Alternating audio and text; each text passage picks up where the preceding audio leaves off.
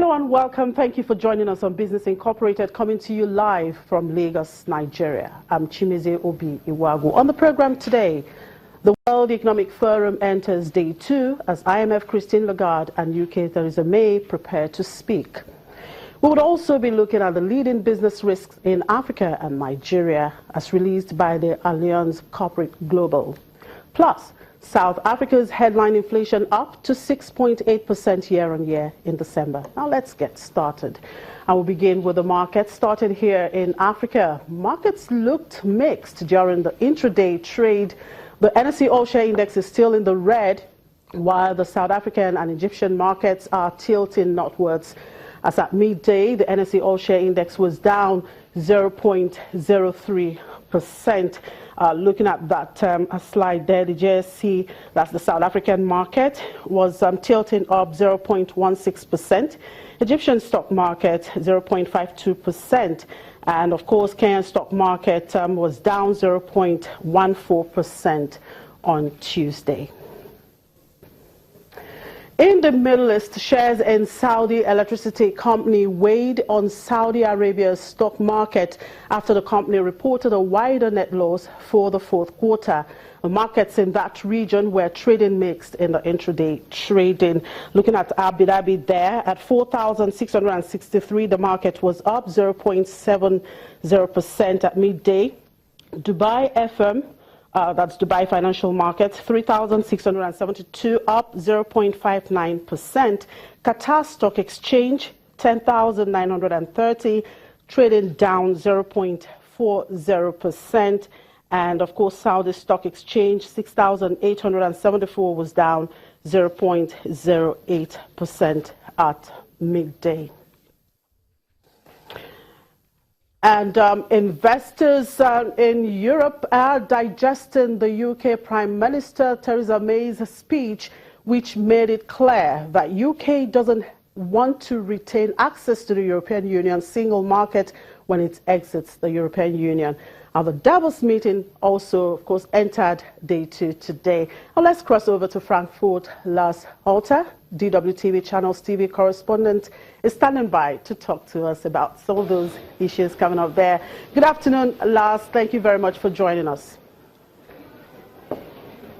Now, it's day 2 at WEF. And good to be with you today. Right, Lars. It's day 2 at WEF, and IMF Christine Lagarde will be speaking, as well as Theresa May. What are the expectations from these women? Will May be saying anything different from what she said yesterday? And when will Angela Merkel speak?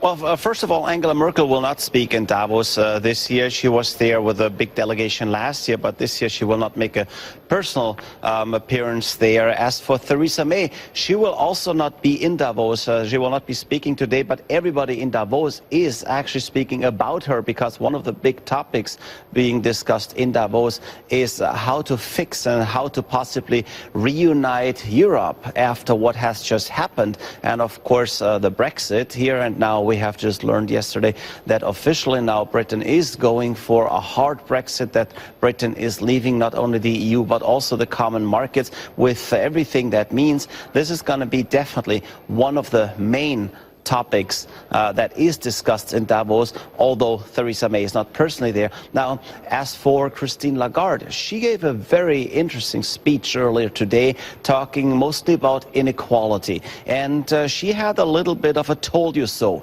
attitude, because it just turns out that in 2013, Christine Lagarde already spoke to the IMF on that very topic of inequality, and she said that inequality globally is one of the biggest risks we are facing in today's world. And at the time, it seems she was not taken all too seriously. The feedback was not all that big. And now here we are again, 4 years later, and global inequality is at the very top of the list at the Global Risk report, and is the main topic in Davos. So she is back, and she actually today quoted FDR in her speech, Franklin Delano Roosevelt, who said, "The test of our progress is not if we add more to the abundance of those who have much.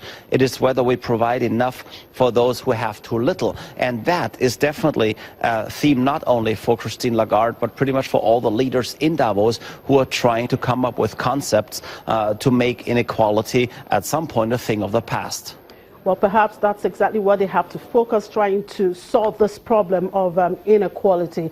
While investors, of course, will be focusing on the U.S. As President-elect Trump prepares to take office. That's on Friday. Now, he told the Wall Street Journal yesterday that the dollar was too strong, making it more difficult for American companies to compete with other countries.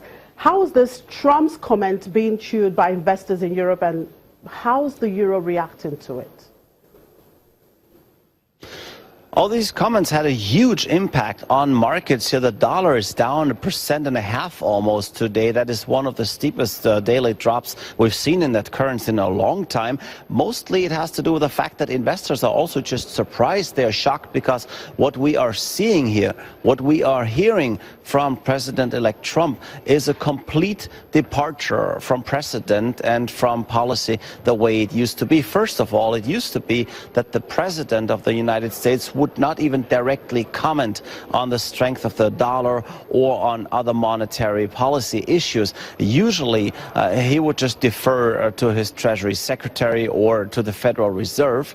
And usually at the same time, the attitude that America had towards a strong dollar was that the strong dollar is more of an asset, certainly, than a liability. Of course, a strong dollar is making exports more expensive. It makes them tricky. Sometimes it has its own problems for some of the companies that want to export goods. But generally, a strong dollar was always an asset and was always seen as the country's best interest. So what we're hearing now from Donald Trump is a total departure from policy as it used to be.